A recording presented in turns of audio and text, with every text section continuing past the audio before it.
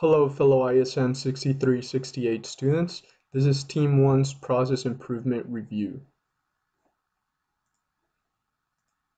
Do you ever feel frustrated by the level of service you're providing? Like you, many people in the IT service industry have felt this way. The service we're providing sometimes is not meeting customer expectations or aligning with customer goals. If you're like one of these people, this presentation is for you.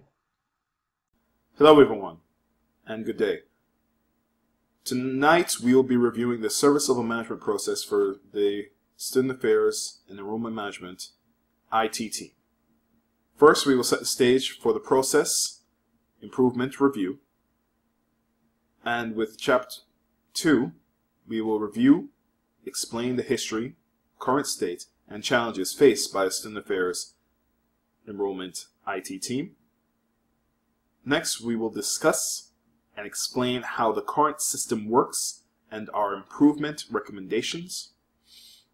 Lastly, we will conclude our presentation by doing a summarization of what we learned and explain how it can help the SAIT team to improve.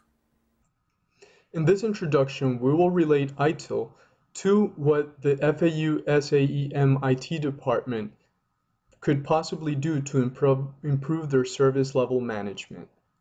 The Information Technology Infrastructure Library, ITIL, is a set of best practices for creating and improving IT service management practices. Service design takes the outputs from service strategy, the preceding stage of the service lifecycle, and uses them to ensure that the solution designs produced are consistent with the overall IT provider strategy. The FAU SAEM has many services which it uses service level management to control. One of those services is Residence Access Service. Since each of the service level management processes that the FAU SAEM IT department uses for managing their services is at a different level in maturity, we decided to focus on the way their service level management targets the Residence Access Service. So for the rest of this paper, when we refer to the service level management provided by the FAU SAEM IT department, we will be addressing it in how it relates to the way it manages the Residence Access Service.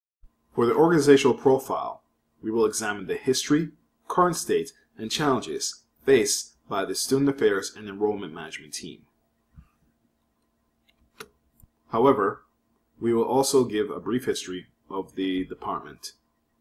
The Florida Atlantic University as an organization was founded back in 1962.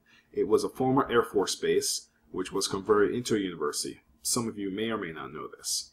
The Division of Student Affairs recently merged with the Office of Enrollment Management to form the Division of Student Affairs and Enrollment Management, of which we will call SAME for the sake of our presentation. The SAME IT department formed roughly 10 years ago. Formerly known as SAIT, it was established to centralize the various IT resources that were scattered about the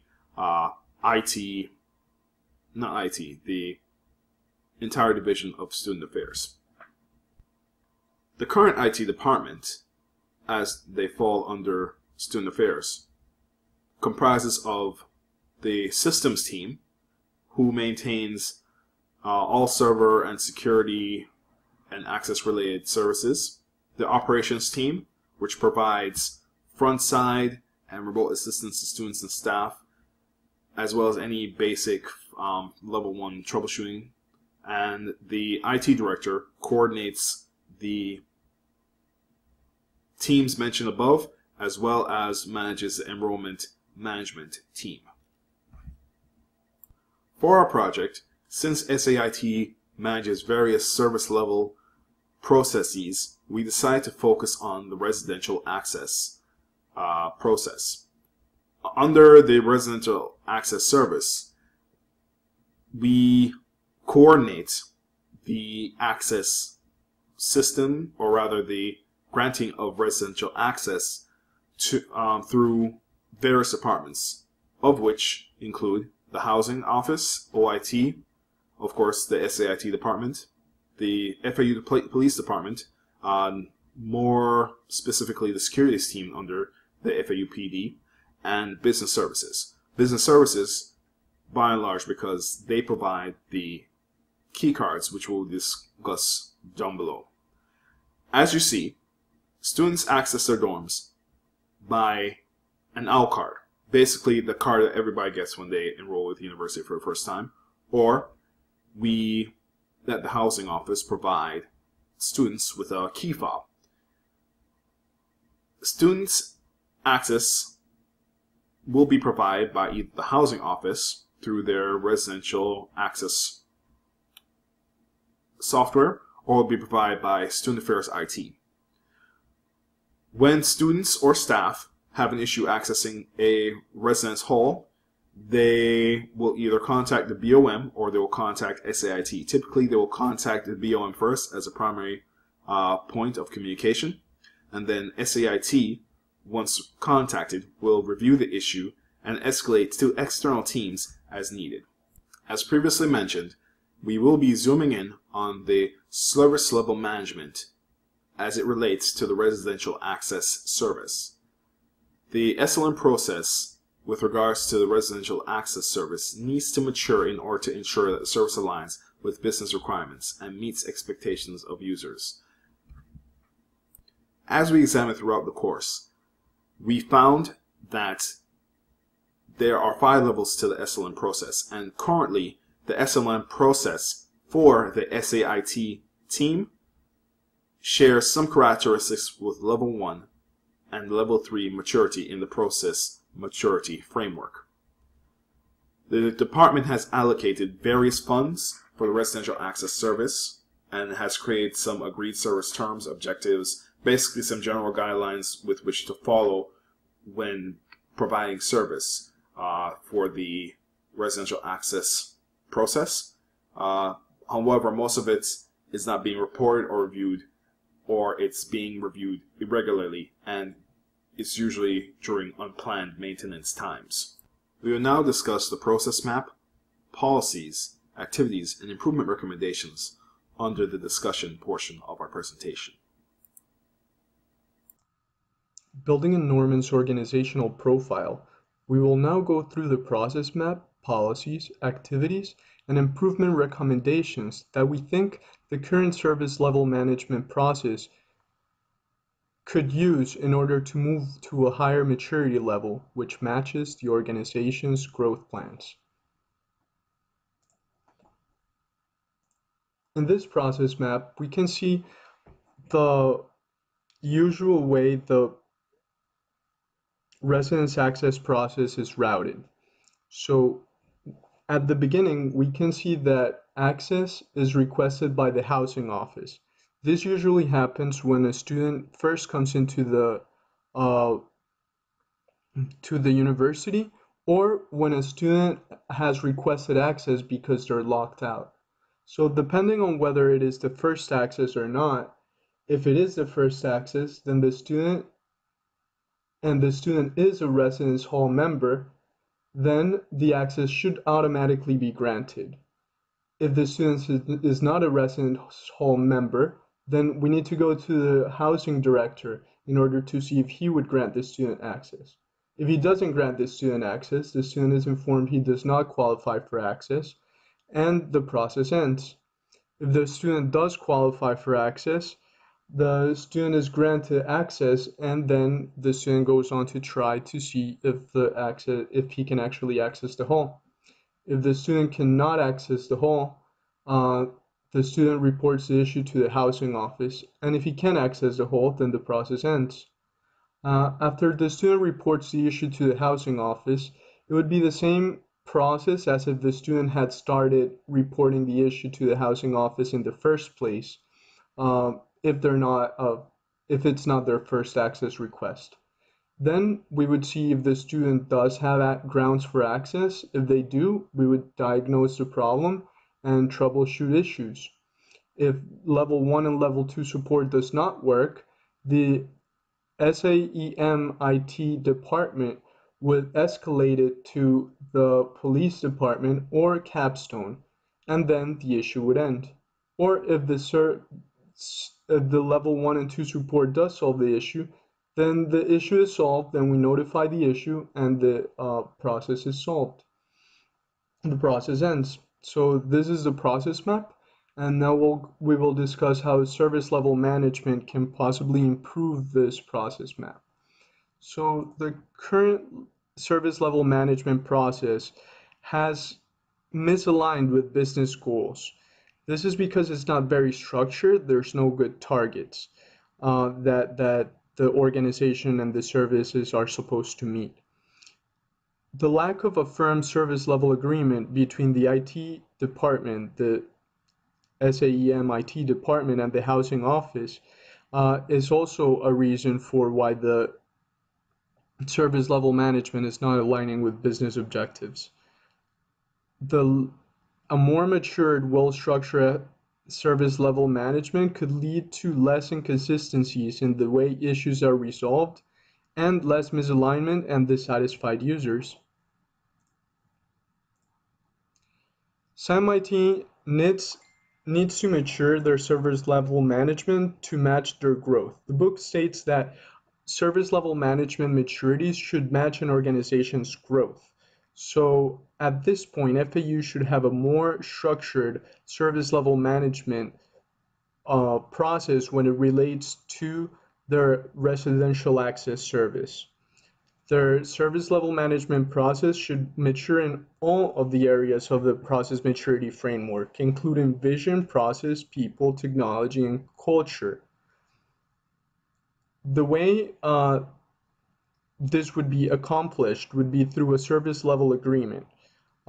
It must be drafted and it should clearly describe what the IT service is, what the service level targets are, and what the responsibilities of the IT service provider and customer should be. The service level management process should also go from an irregular, unplanned reporting to regular planned reporting and reviews. And this will enable the organization to have constant flow of information from which they can assess the service health and possibly create improvements and forecasts based on that. Um, with going from regular unplanned processes to proactive processes, the organization and the service itself could go from simply having to be reactive to whatever issues are happening to actively solving problems that cause the issues, thus reducing the amount of issues that they're facing and improving the service overall. Service level management should go from having self-contained goals to formal objectives and targets. So this is not only important for the IT department, but for the whole business as a whole. This will enable the IT department's goals to actually match with the business goals.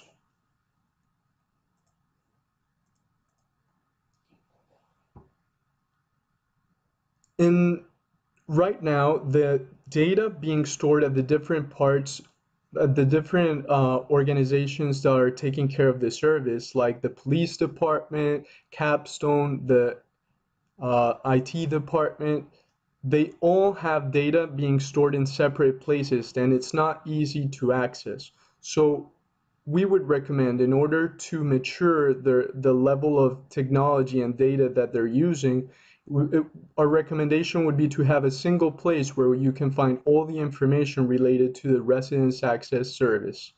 This will allow for a continuous data collection system with alarm and threshold monitoring, which could tell people if there's a major incident that is causing lots of people to be locked out of their offices, and the IT department could quickly move to prevent further losses to reputation or money, even money.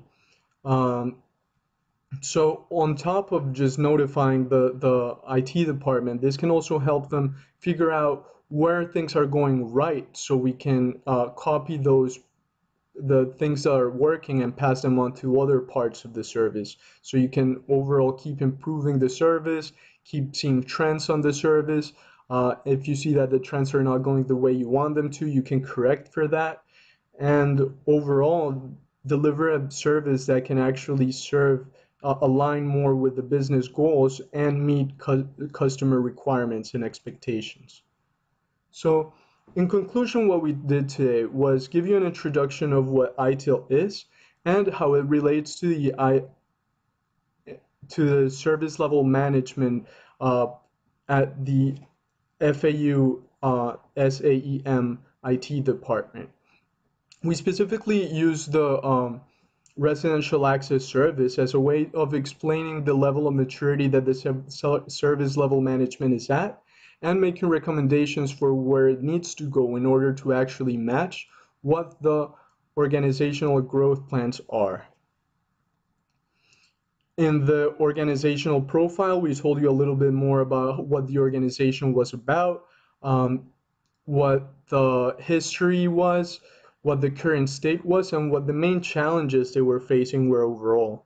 And in the discussion, we told you more about what we would recommend in order for the service level management process to get to the maturity level that it needs to be at. So overall, most people have service level management issues. The service they're delivering is not aligning with the business objectives, and the customers are not having their requirements and expectations met. If you're like one of those people, you can use some of the information we gave during this presentation to improve your own service level management process and have your services align more with your business goals and your customers' expectations. Thank you for listening.